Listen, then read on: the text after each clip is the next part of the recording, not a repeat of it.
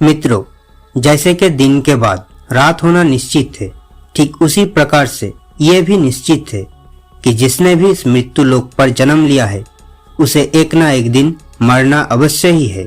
अर्थात इस पृथ्वी लोक पर कोई सबसे बड़ा सत्य है तो वो है प्राणी की मृत्यु। फिर भी कुछ लोग ऐसे होते हैं जो इस सच्चाई को स्वीकार करना नहीं चाहते। पर आप सभी ने देखा होगा कि हिंदू धर्म में मृत्यु के बाद सबको जलाया जाता है। साथ ही आपने ये भी देखा होगा अगर किसी की मृत्यु सूर्यास्त के बाद होती है तो उसका दाह संस्कार अगले दिन किया जाता है, रात को नहीं। ऐसे में आपने गौर किया होगा कि किसी परिवार में किसी की मृत्यु शाम के बाद होती है तो उसकी शव को अकेला नहीं छोड़ा जाता। परंतु क्या आप जानते हैं कि शव को रात भर अकेला क्यों नहीं छोड़ा जाता? अगर नहीं जानते हो तो इस वीडियो को अंत तक जरूर देखना, क्योंकि मैं आज इस वीडियो में इसी सवाल का जवाब बताने वाला हूँ, जिसका वर्णन गरुड़ पुराण में विस्तार से लिखा है। तो चलो बिना वक्त जाया किए वीडियो को आगे बढ़ाते हैं। नमस्कार दोस्तों, आध्यात्मिक कथा यूट्यूब चैनल पर आपको एक बार फिर से स्वागत है।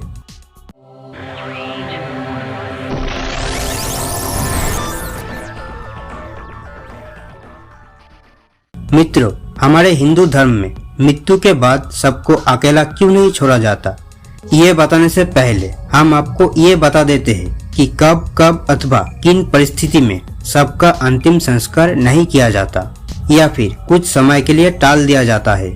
मित्रों, आपको सबसे पहले ये बता दूं कि हिंदू धर्म में अगर किसी की मृत्यु सूर्यास्त के बाद होती है तो उसका शव को रात भर घर पर ही रखा जाता है और अगले दिन उसका दाह संस्कार किया जाता है।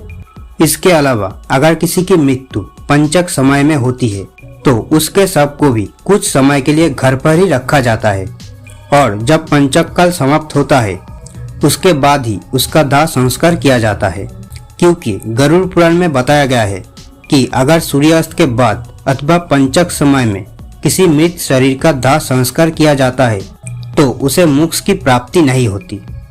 इसीलिए अगर कोई रात में प्राण त्यागे तो ऐसी स्थिति में सबको लेकर शमशान घाट नहीं जाते और सबको घर पर ही रखा जाता है। सुबह होने का इंतजार किया जाता है और ऐसे में मृत शरीर को एक पल के लिए भी अकेला नहीं छोड़ा जाता। कोई ना कोई व्यक्ति हमेशा सबके रखवाली के लिए मौजूद रहता है। मृत शरीर को अकेला नहीं छोड़ने का सबसे बड़ा कारण है कि अगर सबको अकेला छोड़ दिया जाए तो हो सकता है कि कुत्ते बिल्ली जैसे जानवर उस शव को नोच खाए।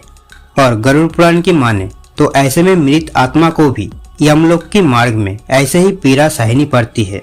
साथ ही ऐसा भी माना जाता है कि अगर सबको अकेला छोड़ दिया जाए तो उससे गंध आने लगती है। ऐसे में जरूरी हो जाता है कि वह कोई न कोई व्यक्ति बैठा रहे और धूप या अगरबत्ती सबके चारों तरफ लगाता रहे ताकि सबसे आने वाली दुर्गंध चारों ओर ना फैले। गरुड़ पुराण के अनुसार भगवान विष्णु गरुड़ जी की पूछने पर कहते हैं कि हे पक्षीराज, इन सब के अलावा अगर किसी की मृत्यु हो जाती है और उसकी कोई भी संतान नहीं है, ऐसे समय पर भी सबको घर पर रखा जा सकता है जब तक उसकी पुत्र या फिर पुत्री नहीं आ जाए। क्योंकि जब खुद की संतान शरीर को मुखाग्नि नहीं देती तो उसका उद्धार नहीं हो पाता, अर्थात वो कई वर्षों तक मृत्यु लोक पर भटकता रहता है। इसके बाद विष्णु जी बताते हैं कि सूर्यास्त के बाद अगर किसी मृत शरीर को जला दिया जाए, अर्थात उसका अंतिम संस्कार कर दिया जाए, तो वो मृत आत्मा असुर, दानव अथवा पिशाच की योनि में जन्म लेती है, जहां उसे कई तरह की कष्ट सहने पड़ती है।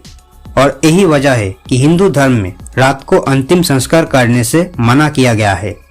आगे विष्णु जी बताते हैं कि रात में मृत शरीर को अकेला छोड़ दिया जाए तो उस शरीर में आसपास भटक रहे दुरात्मा भी प्रवेश कर जाती है, जिससे सबके साथ साथ परिजनों को भी कई तरह की कष्ट भोगने पड़ते हैं।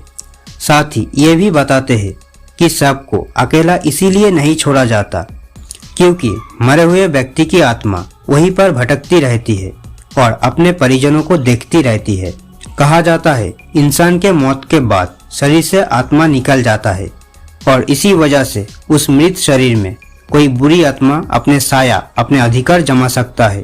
और ये भी वजह है दोस्तों कि सबको रात भर अकेला नहीं छोड़ा जाता और कोई ना कोई सबकी रखवाली करता रहता है। दोस्तों, आप इसके बारे में क्या सोचते हैं, हमें कमेंट में ज़रूर बताना। साथ ही अगर गरुड़ पुराण की ये बातें आपको पसंद आई है तो इस वीडियो को ज़्यादा से ज़्यादा लाइक और शेयर कीजिए। अगर आप हमारे चैनल पर नए हो तो इस चैनल को सब्सक्राइब कर दीजिए और भी रोमांचक पुराण कहानी और साइंस के बारे में और अधिक जानने के लिए।